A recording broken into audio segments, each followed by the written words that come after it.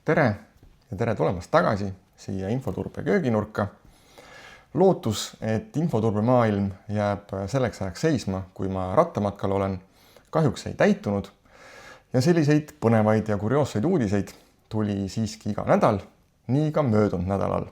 Ja mis olid need uudised, mis ületasid minu jaoks nii-öelda uudisekünnise, näiteks internetti ühendatud kaamerad, siis uudis sellest, kuidas digimikrofonid lekitavad signaale ja üks selline Mission Impossible stsenaariumi laadne uudis ka.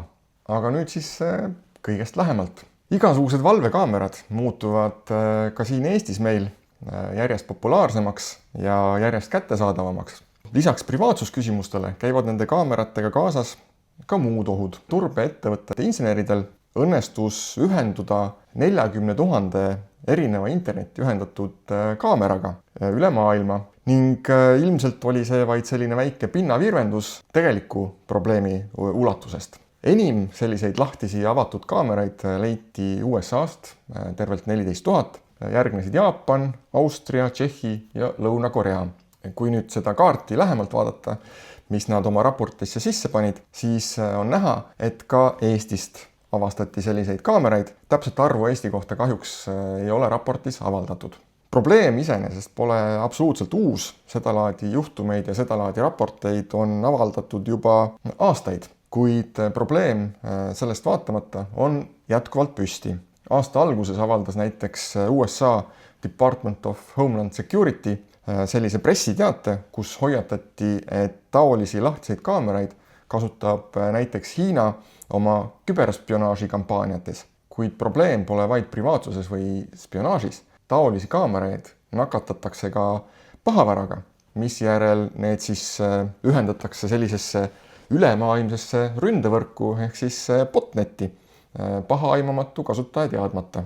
Kuidas nüüd siis käituda, kui sul on taoline kaamera kodus üles seatud? Esiteks kontrolli, kas sinu kaamera on kättesaadav lisaks koduvõrgule ka internetist ja lisaks siis kaamera äpile ka lihtsalt veebibrauserist. Muuda ära kindlasti see esmane parool ja soovitatavalt ka kasutaja nimi, millega see seade poest tuli, ja kasuta tugevat parooli. Kui sa ei vaja kaugligipääsu üle interneti oma kaameratele, siis pane see üldse kinni. Ei ole vaja hoida teenust lahti, mida sa päriselt ei kasuta. Ja viimane soovitus, ka kaamerate tarkvara vajab uuendamist. Kontrolli seda regulaarselt ja paika.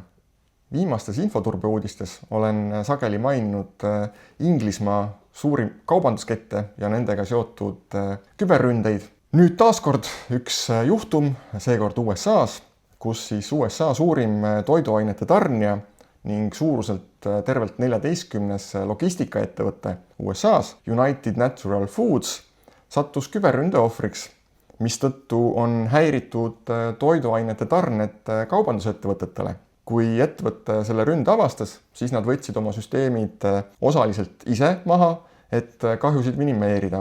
Sarnaselt Coopile, millest mõned korrad tagasi rääkisin. Ja taaskord on see juhtum siis näide sellest, et küberründed ja küberkurjategijad mõjutavad tavainimeste elu ka siis, kui need inimesed ise ei ole otseselt sihtmärgid. Ning ettevõtjatena tuleks mõelda laiemalt kui vaid kasuminumber või ärikatkestus, et mis on siis minu kui ettevõtja valikute mõju ühiskonnale laiemalt. Üks põnev teadusuuring USA ja Jaapani teadlaste koostööna. Kõik tänapäeva nutiseadmed, näiteks arvutid, telefonid, ka nutikellad ja nutikõlarid ja muud sellised, kasutavad vanamoodsate analoogmikrofonide asemel pisikesi digimikrofone, niinimetatud PDM-mikrofone ehk siis Pulse Density Modulation mikrofone. Ja sisuliselt on siis tegemist mikroarvutitega, mis muundavad siis sellise analoogheli digitaalseks mustriks. Ja see muundamine ise tekitab selliseid erinevatel sagedustel elektromagnetkiirgust, muutes siis mikrofonid tegelikult pisikesteks antennideks või saetateks. Ja seda kiirgust kinni püüdes on võimalik siis see muundada omakorda heliks ka väljaspool seda seadet ennast. Ja isegi kuni 2 meetri kauguselt ja ka läbi 25 cm paksuse seina. Ja teadlastel õnnestus siis saada 94% täpsus kasutades väga lihtsaid vahendeid, näiteks tavaline vasklindist antenn. Ja sageli ei piisa ka sellest, kui sa tarkvaraliselt paned oma seadme mikrofoni mute olekusse. Mis sellest uudisest kaasa võtta?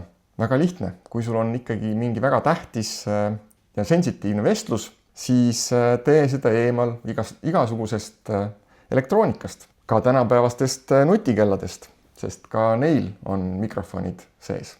Ja nutikelladega ka lõpetame. Üks selline teoreetiline uuring, mis sarnaneb siis pigem sellise, kuidas ma ütlen, Mission Impossible stsenaariumiga. Nimelt Negevi Ben Gurioni ülikooli teadlastel Iisraelis õnnestus luua selline situatsioon, kus teoreetiliselt on võimalik nutikella kasutades andmete väljaviimine niinimetatud õhukindlatest süsteemidest või siis air-gapped süsteemid inglise keeles. Need on siis eriti turvalised süsteemid, kus on siis kas siis füüsiliselt või loogiliselt süsteem eraldatud täielikult igasugusest välisühendusest. Reeglina just nimelt füüsiliselt, ehk et neil ei ole isegi mitte ühtegi kaablit välisühendusega, neil ei ole, nende ruumidesse ligipääs on piiratud, nendest ruumidest välja ei lähe ühtegi signaali ja nii edasi. Teadlased muutsid siis sellise turvatud süsteemi ultraheli saatjaks ja nutikella muutsid siis ultraheli vastuvõtjaks, kasutades siis 18 kuni 22 kHz sageduse vahemikku. Ja see sagedus on siis inimkõrvale kuulmatu või tabamatu. Ja rünne kasutas siis 2 sageduspaari, ehk siis kus siis 18,5 kHz oli kahendsüsteemi 0 ja 19,5 kHz oli kahendsüsteemi 1. Ja sellist meetodit kasutades on siis võimalik edastada igasugust tundlikku informatsiooni, näiteks klahvivajutuste tulemusi, krüptovõtmeid, paroole ja isegi dokumente ja isegi kuni 6 meetri kaugusele. Kuna tegemist on tegelikult sellise äärmiselt keeruka ründega ning nõuab väga sügavaid tehnilisi teadmisi ja väga pikka ja põhjalikku ettevalmistust, siis ma ei hakka sellesse rohkem tehniliselt süvitsi minema, küll aga näitab see taas meie tänapäeva tehnoloogilisi nõrkusi ning inimeste nutikust. Ja see oligi tänaseks kõik. Olge tähelepanelikud ja kohtume taas nädala pärast.